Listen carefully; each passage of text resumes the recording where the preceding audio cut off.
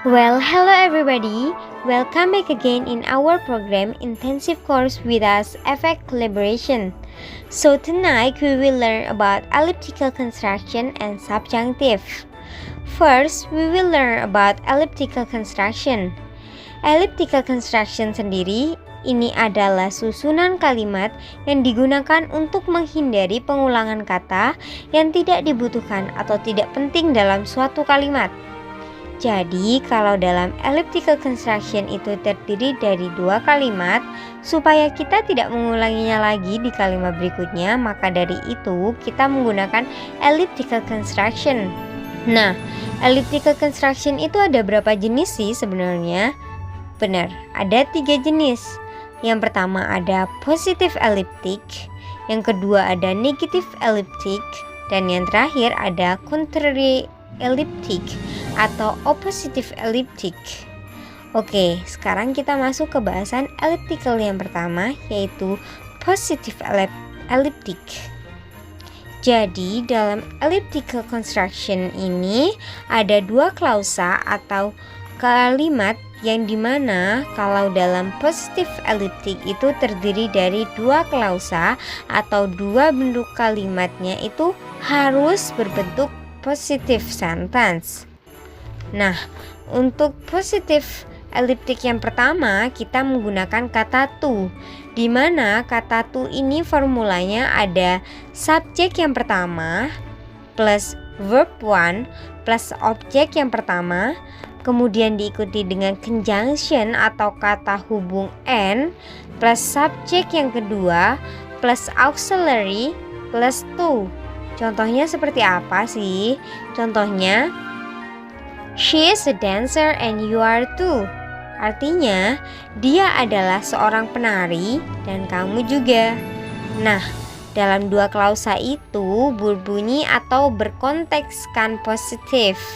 Nah, yang kalian harus perhatikan di sini, kita harus menggunakan conjunction and untuk berpasangan dengan to. Dan letak to sendiri itu selalu ada di belakang.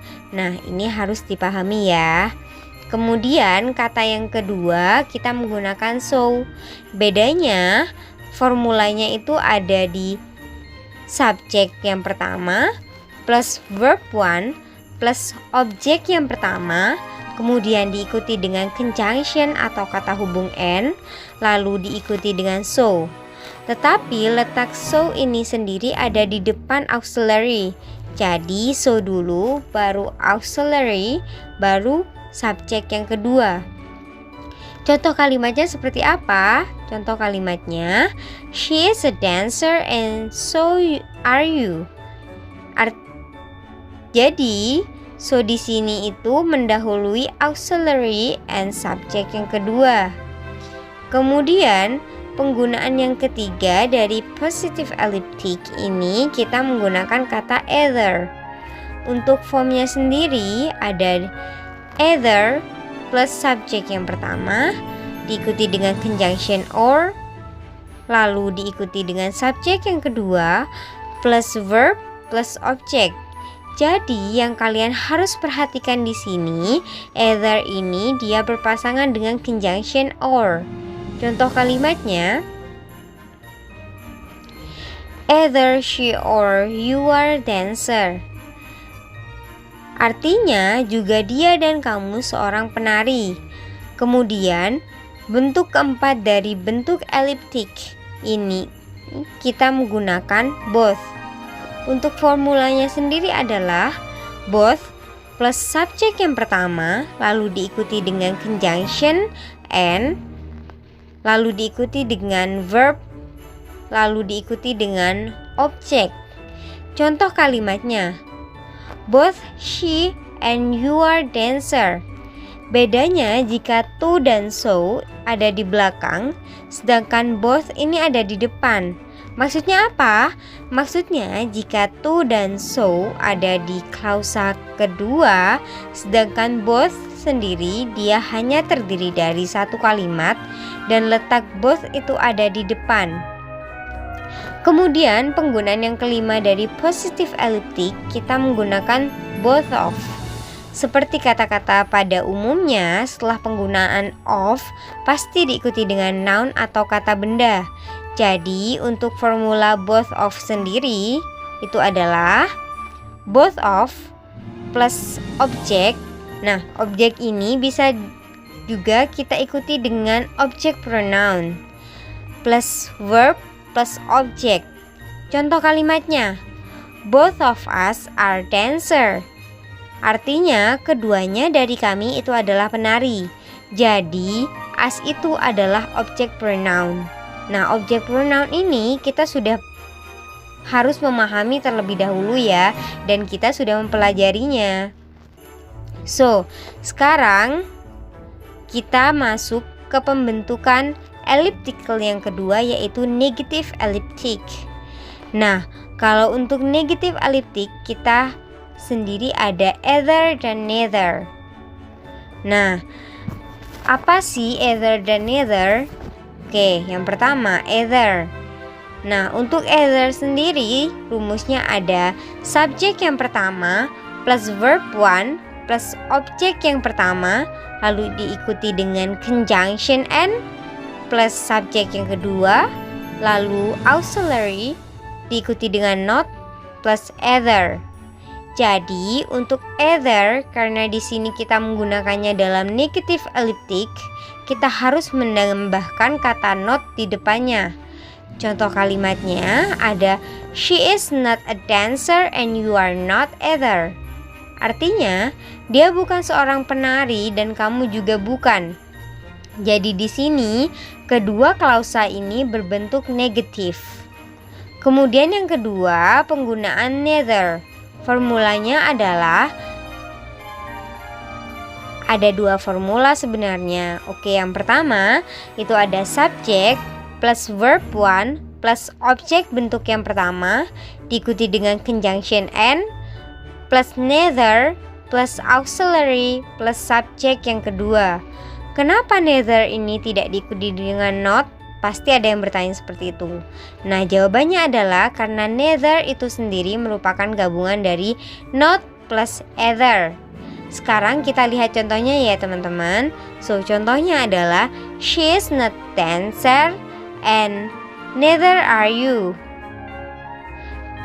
Selain formula neither yang seperti itu, formula yang kedua adalah neither plus subjek yang pertama plus nor plus subjek yang kedua plus verb plus objek.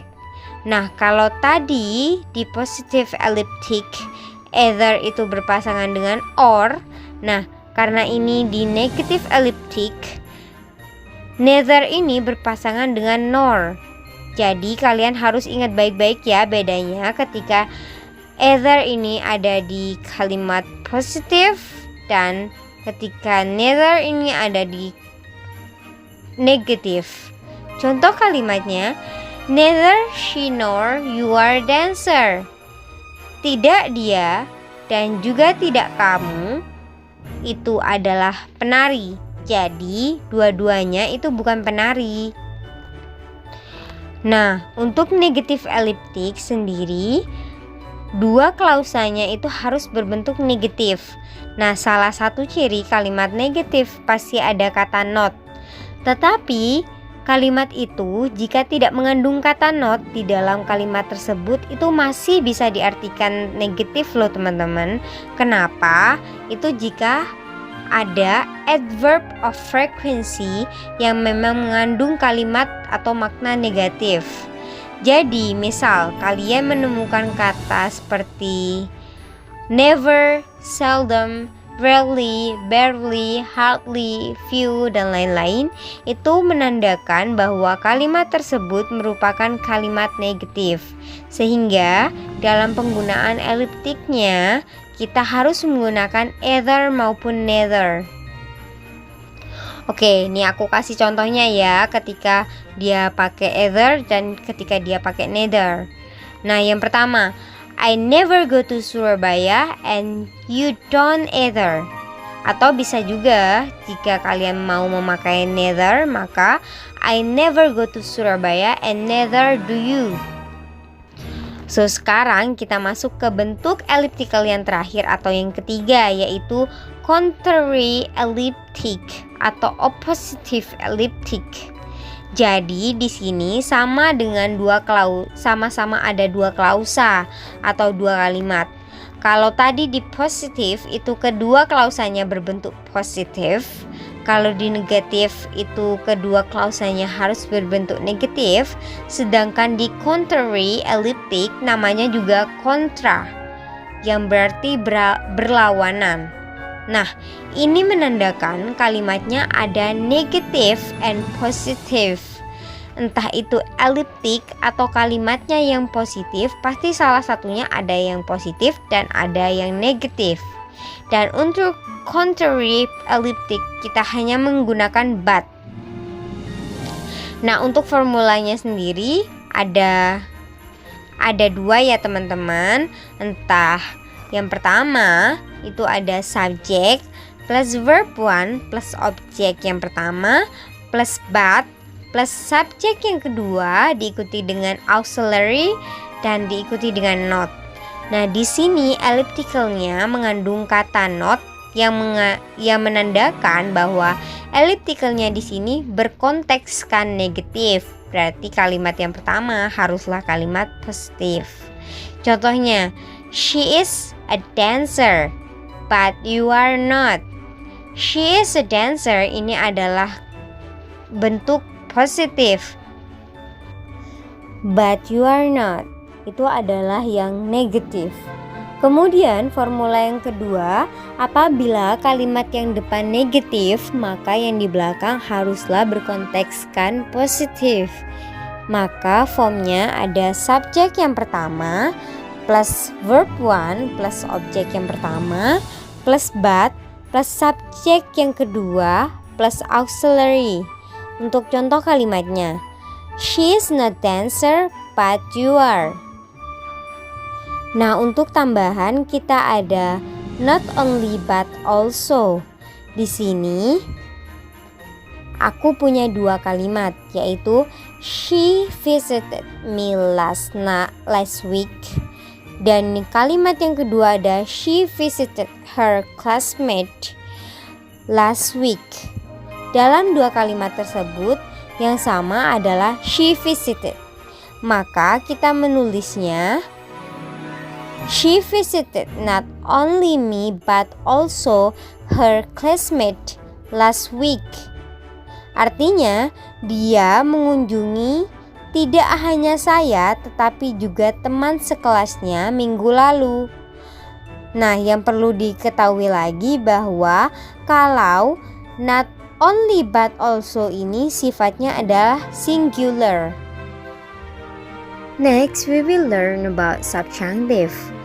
Nah, aku jelasin terlebih dahulu bahwa subjunctive ini disebut juga dengan materi pengharapan, yang menandakan bahwa ini adalah subjunctive. Ada berapa kata sih? Ada 5. Ada wish, as if, as though, would rather, and if only. Nah, jika kalian menemukan kelima kata ini, mungkin saja ini adalah materi subjunctive. Kenapa aku bilang mungkin aja? Karena misal kata wish itu adalah kata-kata yang umum, dan kata would rather ini ada juga di materi preference. Namun tentunya ada perbedaan formulanya teman-teman. Nah, subjunctive ini ada berapa jenis sih? Ya benar, ada 3 jenis. Apa aja? Yang pertama ada future subjunctive, yang kedua ada present subjunctive, dan yang terakhir ada past subjunctive. Oke, yang pertama ada future subjunctive. Ini merupakan pengharapan di masa depan. Nah, berarti kesimpulan ataupun fakta dari kesimpulan itu haruslah simple future tense. Lalu gimana sih maksudnya? Oke, kita mulai dari formnya ya.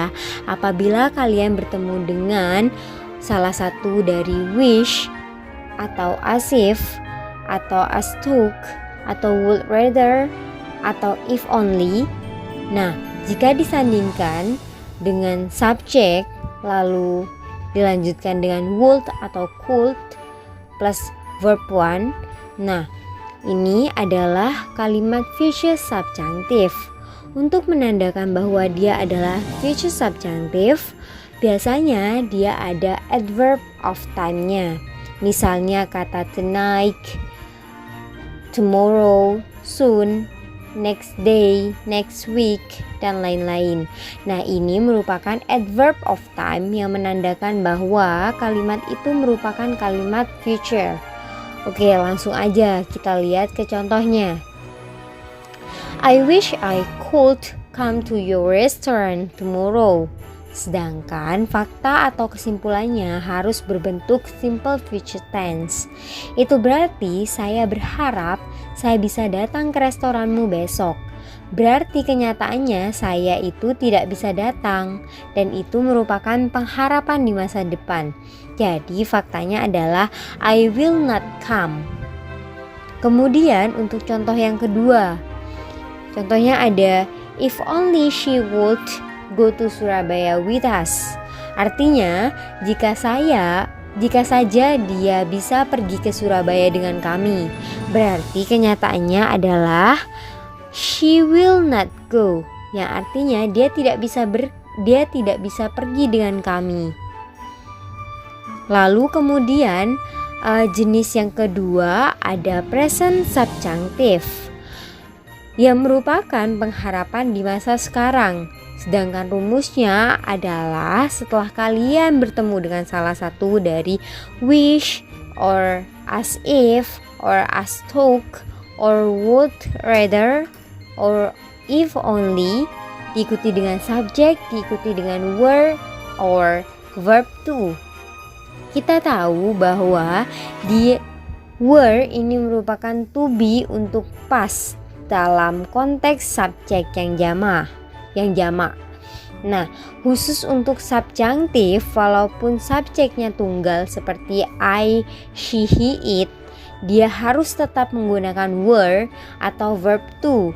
Jadi di sini hanya salah satunya aja ya. Jadi kalau udah pakai were, dia nggak pakai verb to. Kalau udah pakai verb to, dia nggak pakai were. Dan sama dengan future subjunctive tadi, salah satu cirinya adalah adverb of time.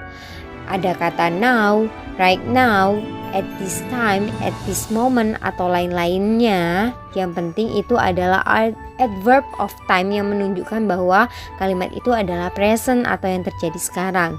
Jadi ini hanya biasanya. Jadi nggak selamanya ya ada adverb of time dalam satu kalimat. Nah, contoh kalimatnya adalah I wish I knew what to do. Sedangkan faktanya adalah I don't know what to do. Kemudian yang kedua ada if only I didn't have food, I can hungry. Artinya jika saja saya tidak punya makanan, saya bisa lapar. Berarti kenyataannya saya punya makanan, I have food. Contoh yang ketiga ada Rita act as if she were the accountant. Artinya Rita itu bertingkah seolah-olah itu dia adalah accountant atau akuntan. Berarti kenyataannya tuh Rita bukan seorang akuntan. She is not an accountant. Kemudian untuk jenis yang terakhir atau yang ketiga itu ada past subjunctive yang merupakan pengharapan di masa lalu alias udah lewat. Formula untuk past subjunctive ini jika kalian bertemu dengan salah satu dari wish, as if, as though, would rather, atau if only, dan jika disandingkan dengan subjek lalu ditambahkan dengan had. Kemudian opsional ya, karena bisa saja setelah had ini langsung verb 3 ataupun bisa menggunakan been. Nah, untuk past subjunctive ini adverb of time-nya seperti yesterday, last week, last month, last year, dan lain-lainnya. Oke, langsung aja ya kita ke contohnya. Contohnya itu ada she wished, she had bought, she saw the shoes last night. Dia berharap dia telah membeli sepatu tadi malam, sedangkan faktanya she didn't buy the shoes. Dia tidak membeli sepatu. Oke, seperti itu aja penjelasan dari aku. Semoga bermanfaat and see you next week.